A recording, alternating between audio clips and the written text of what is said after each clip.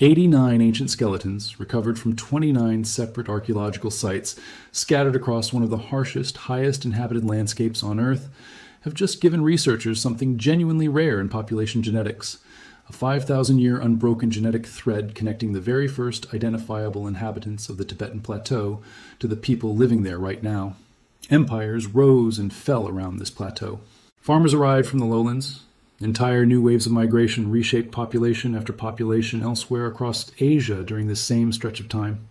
And through all of it, one specific ancestral lineage, present in the oldest human remains researchers could successfully sequence from this region, never actually disappeared. It just kept getting layered over again and again by everything that came afterward, while somehow staying detectable underneath it the entire time. The research behind this comes from a team led by Fu Qiaomei at the Institute of Vertebrate Paleontology and Paleoanthropology in Beijing, working alongside a large group of collaborators including Hongru Wang and Melinda Yang, published in the journal Science Advances. It stands as the largest ancient genetic study ever conducted on the Tibetan Plateau, sequencing genome-wide data from those 89 individuals, spanning a full 5,100 years down to as recently as a century ago, recovered from sites scattered across the plateau's northeastern, central, southern, southwestern, and southeastern regions. Before this study, ancient DNA from this specific part of the world remained genuinely scarce, and much of what researchers thought they understood about how the plateau was populated had to be inferred indirectly from the genetics of people living there today, working backward from modern samples rather than examining direct physical evidence from the past. This study changed that considerably, giving researchers, for the first time, a genuinely detailed, chronologically layered picture of how this specific population actually came together over thousands of years. The scale of the undertaking is worth appreciating on its own terms, apart from the specific findings it eventually produced. Recovering usable ancient DNA from human remains is difficult almost everywhere, and it's considerably more difficult in a region defined by extreme elevation, dramatic temperature swings, and archaeological sites often located in genuinely remote, difficult-to-access terrain. Successfully extracting and sequencing genome-wide data from 89 separate individuals spread across 29 different sites and spanning more than 5,000 years represents years of sustained fieldwork and laboratory effort involving archaeologists, geneticists,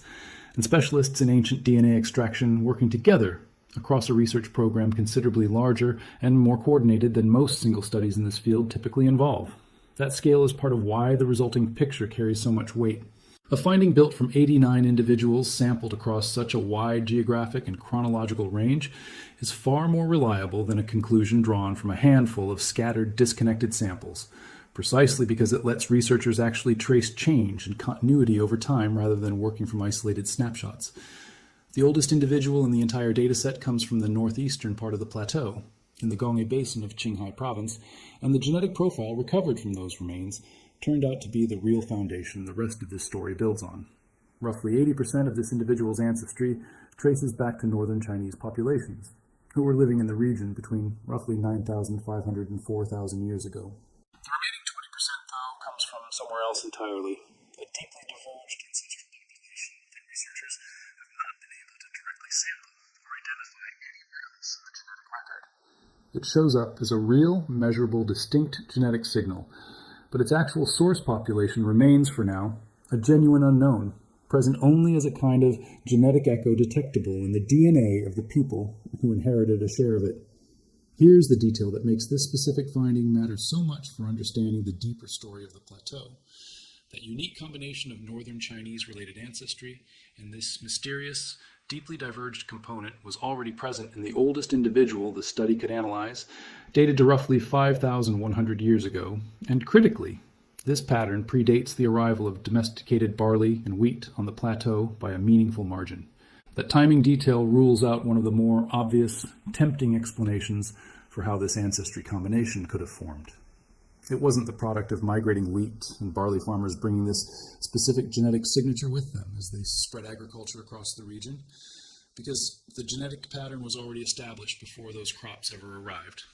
Whatever population, or combination of populations, produced this specific ancestral mixture, it happened independently of, and earlier than, the agricultural migration that many researchers might otherwise have assumed was the deciding factor. That mysterious 20% component is really the heart of what makes this story worth calling a lineage that never disappeared. Because once researchers traced its presence forward through the rest of the dataset, spanning thousands of years in multiple distinct regions of the plateau, they found it woven persistently through population after population, generation after generation, underneath every subsequent layer of migration and admixture the plateau experienced afterward. It's not simply an isolated feature of one ancient skeleton from one site. It's a genuine, continuous ancestral thread. Before going further into how that thread persisted, it's worth understanding just how genetically fragmented the plateau's population actually was in its earlier history, because the picture researchers found isn't one of a single uniform group slowly spreading out from one point. The study found substantial genetic structure and high differentiation between different plateau populations before roughly 2,500 years ago, meaning communities living in different parts of this enormous, roughly 2.5 million square kilometer landmass were genetically distinct enough from each other that researchers could clearly tell them apart, despite all descending, at least in part, from that same deep ancestral foundation. Geography almost certainly drove much of that separation. The plateau's elevation regularly exceeds 4,000 meters. Its climate runs cold and arid across huge stretches of territory, and travel between different regions, separated by some of the most extreme terrain found anywhere humans have permanently settled, would have been genuinely difficult and infrequent for many communities across long stretches of this early period. The northeastern part of the plateau shows one of the clearest, earliest examples of outside contact reshaping a local population. In the Gonghe Basin specifically, the same region that produced the oldest individual in the entire study, researchers found evidence of admixture connected to millet farming populations, appearing by roughly 4,700 years ago, a relatively fast arrival of new genetic material layered on top of that older foundational ancestry. This lines up with what researchers already understood about millet agriculture spreading outward from its origins in the Yellow River Basin of northern China, reaching into the northeastern edges of the plateau earlier and more directly than farming reached other, more remote parts of this same broad region. The southern and southwestern plateau tells an even more directly relevant part of this story because it's here that researchers found the clearest, most direct evidence connecting ancient individuals to people living in the same region today. Along the Yarlung Changpo River, the single largest river system on the Tibetan Plateau, running west to east across the southern half of the region and passing through what are today some of its most densely populated valleys, researchers identified a population expansion beginning roughly 3,400 years ago. This river valley isn't just geographically significant.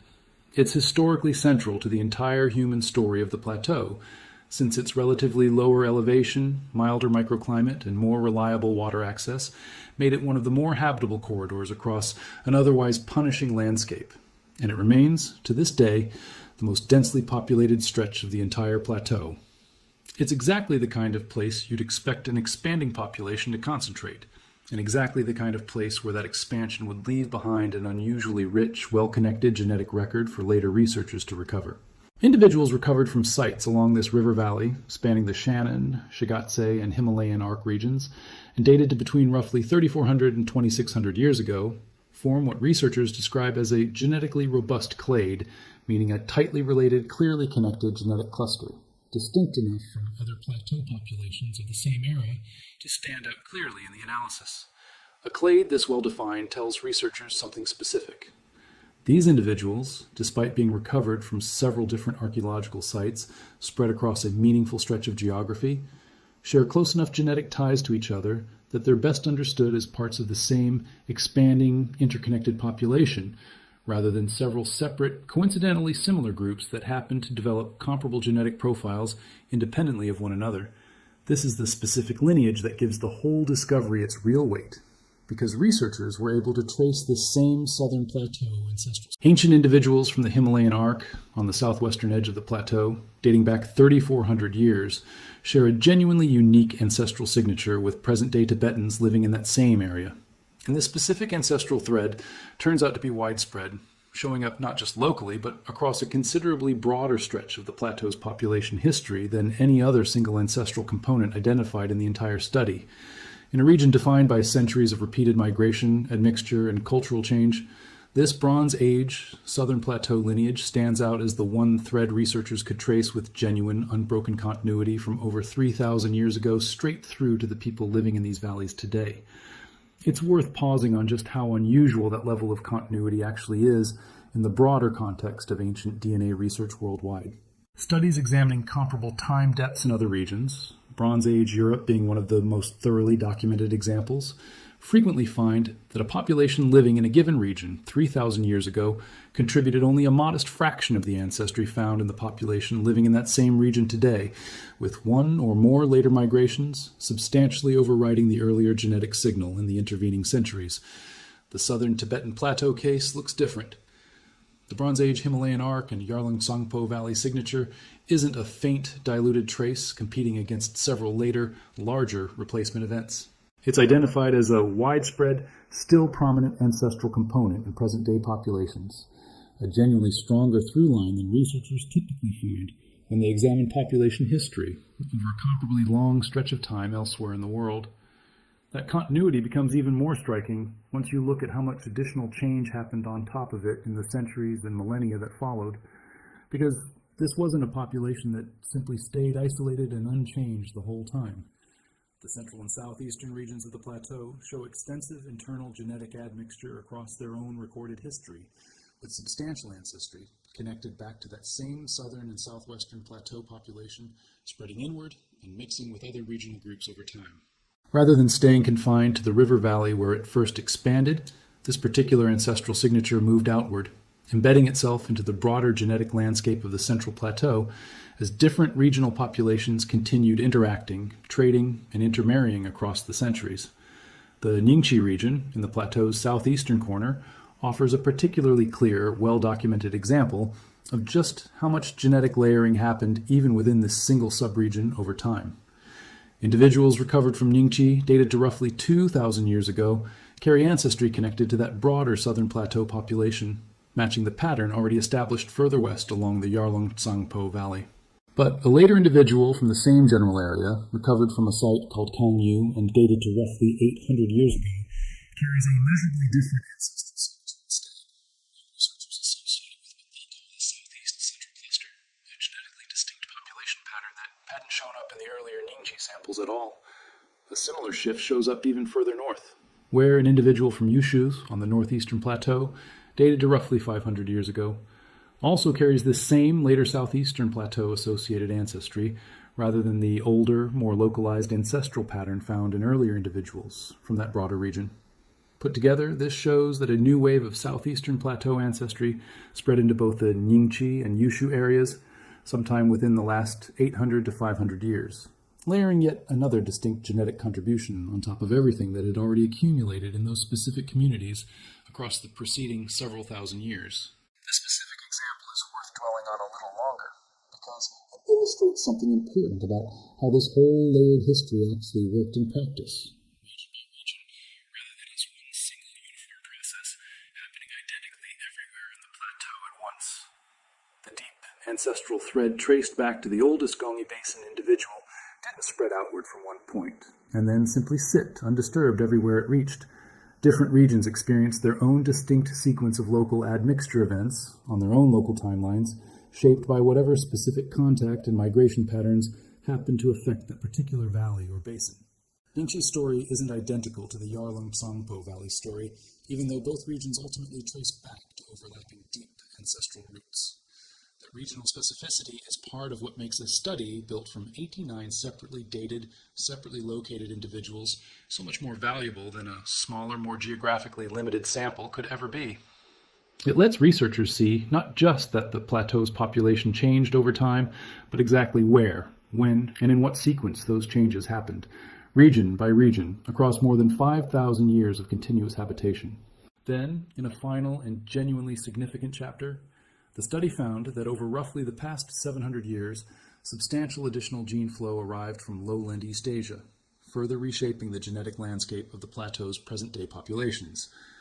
This is a considerably more recent layer than any of the earlier admixture events already discussed, connected to the long, well-documented history of political, economic, and cultural contact between the Tibetan Plateau and the lowland regions of China, proper across the last several centuries, contact that intensified through trade routes, religious exchange, and periods of direct political integration between these regions. Stack all of these layers up in order, and the full picture becomes genuinely remarkable in how many distinct waves of population movement and mixing it actually contains. A deep foundational ancestry, already present in the oldest sampled individual from over 5,000 years ago, built from northern Chinese-related ancestry, mixed with a still unidentified, deeply diverged population. Early admixture with millet farming populations reaching the northeastern plateau by roughly 4,700 years ago. A major population expansion along the Yarlung-Tsangpo River Valley beginning around 3,400 years ago, producing the specific southern plateau lineage that shows the clearest, most direct continuity into present-day populations. Extensive further internal mixing across the central and southeastern plateau over the following centuries. A distinct later wave of southeastern plateau ancestry spreading into specific regions sometime within the last 800 to 500 years. And finally, substantial additional gene flow from lowland East Asia arriving over roughly the past 700 years. 6 distinct chapters, layered one on top of another, and running underneath every single one of them, the same deep ancestral thread, first identified in the oldest Gombe Basin individual, still detectable, still contributing, all the way through to the DNA of people living across the plateau today. That layered persistence connects to a deeper, older question researchers have been trying to answer for considerably longer than this specific study has existed. How far back does the human story on this plateau actually go? And how does the genetic record relate to the broader archaeological and even paleoanthropological evidence recovered from the region? The answer reaches back much further than the 5,000-year window this specific genetic study was able to directly examine. Even further back, a fossilized mandible recovered from Baishia Karst Cave near Siahe on the northeastern edge of the plateau has been identified through paleoproteomic analysis, examining preserved proteins rather than DNA, as belonging to a Denisovan individual, the same elusive, archaic human population otherwise known mainly from fragmentary remains in Siberia, dated to roughly 160,000 years ago. That finding pushes the story of hominins on the Tibetan Plateau back into the Middle Pleistocene, into an era long before Homo sapiens existed as a species at all, suggesting some form of archaic human population had already adapted to conditions on this extreme plateau tens of thousands of generations before any of the ancestral populations discussed earlier in this story ever arrived. The Siahe mandible itself is a genuinely remarkable specimen. Researchers have used the specific pattern of mutations accumulated in this shared gene segment to estimate that modern humans most likely acquired this particular version of EPAS1 through interbreeding with a Denisovan-related population sometime in the range of 40 to 48,000 years ago, considerably more recently than the initial split between the ancestors of Denisovans and modern humans, which happened hundreds of thousands of years earlier. The gene appears to have circulated at low genetically neutral frequency in the broader population for a long stretch of time afterward, only rising to its current, extremely high frequency specifically among Tibetans once natural selection began actively favoring it, likely once populations carrying it started permanently settling at the kind of extreme elevation where its oxygen-regulating benefits actually mattered for survival. Researchers studying this specific process describe it as a case of selection acting on what's sometimes called standing variation, meaning the advantageous gene version was already quietly present in the population, inherited generations earlier from that ancient Denisovan contact,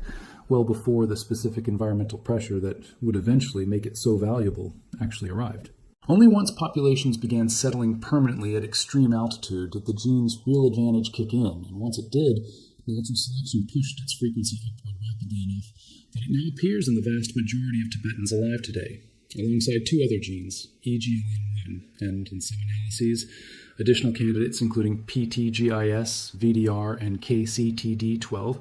that researchers have also identified as showing strong signs of positive selection, specifically in Tibetan populations, each apparently contributing its own piece to the broader physiological toolkit that makes sustained life at extreme altitude possible. That adaptation matters directly for understanding why any human population could sustain itself on this plateau continuously enough across thousands of years and multiple waves of migration and admixture to produce the kind of deep genetic continuity this study identified in the first place. Permanent settlement above roughly 3,000 meters places, serious, well-documented physiological strain on the human body, and populations without the right combination of genetic adaptations tend to experience measurably worse reproductive and long-term health outcomes at these altitudes, including complications tied to blood oxygen levels during pregnancy that can affect birth weight and infant survival in populations lacking these specific adaptations. The presence of this ancient Denisovan-derived EPAS1 variant at such overwhelmingly high frequency among Tibetans today isn't just a curious genetic footnote sitting alongside the rest of this migration story. It's very likely part of the underlying biological explanation for why a population could establish itself successfully enough on this exact stretch of extreme terrain more than 5,000 years ago, and likely considerably earlier still, to produce an ancestral lineage capable of persisting layer after layer, migration after migration, all the way through to the present day. There's a genuinely important nuance worth including here, because it keeps this story honest rather than overstating what's actually been confirmed. The deep 20% ancestral component identified in the oldest Gyeonggi Basin individual, the piece of this puzzle that gives the whole discovery its lineage that never disappeared framing, remains, as of this research, a population that hasn't been directly sampled or genetically identified anywhere else. Researchers know it's there. They can measure its contribution and trace its persistence forward through thousands of years of subsequent population history, but they don't yet have a genome from an individual who would represent that ancestral population in something closer to its original unmixed form. That's an honest, still open piece of the puzzle, and it's a reminder that a finding like this doesn't close the book on the plateau's genetic history so much as it opens up a very specific, very targeted new question for future research to pursue. Exactly who were the people carrying this deeply diverged ancestry before it became part of the mixture that eventually produced everyone described in this entire 5,000-year story? Researchers studying this specific gap have floated a few possibilities worth naming, even without any of them being confirmed yet. It's possible this deeply diverged ancestral population represents an earlier, otherwise unsampled wave of modern human settlement on the plateau, connected in some way to the much older archaeological evidence from Nuya Davu or similar sites, populations that may have persisted in isolated pockets of the plateau for tens of thousands of years before eventually mixing with the northern Chinese-related population that produced the specific ancestral signature identified in this study. It's also possible, though this remains more speculative still, that some portion of this deeply diverged signal traces even further back, connecting in some way to the archaic hominin presence documented by the Ziahe Denisovan mandible, though confirming or ruling out that specific possibility would require exactly the kind of additional ancient genome, ideally recovered from a much older or more isolated context, that researchers don't currently have in hand. What this study leaves researchers with, taken as a whole, is a genuinely striking picture of how population history actually works in one of the most physically demanding environments humans have ever permanently settled. 6 distinct waves of migration and admixture, spanning millet farmers, river-valley expansion, internal plateau mixing, later regional shifts, and centuries of lowland contact, all layered on top of a single ancestral foundation that was already in place more than 5,000 years ago and has never fully disappeared from the genetic record since. Every population that arrived afterward didn't erase what came before. It mixed into it, adding a new layer without wiping out the ones underneath, generation after generation, until the result is a present-day Tibetan population carrying a genuinely deep, measurable, unbroken connection back to some of the very first people known to have called this extreme landscape home. That pattern, repeated addition rather than repeated replacement, sets the Tibetan Plateau's genetic history apart from a lot of other regions researchers have studied in comparable detail, where population turnover after major migrations tends to run considerably higher, sometimes replacing the majority of a region's existing ancestry within just a few centuries of a new group's arrival. Here, across 5,000 years and at least 6 identifiable waves of new genetic input, the deepest ancestral signal never got fully diluted out of the picture. It's a genuinely useful reminder that population history doesn't follow a single universal pattern everywhere on Earth.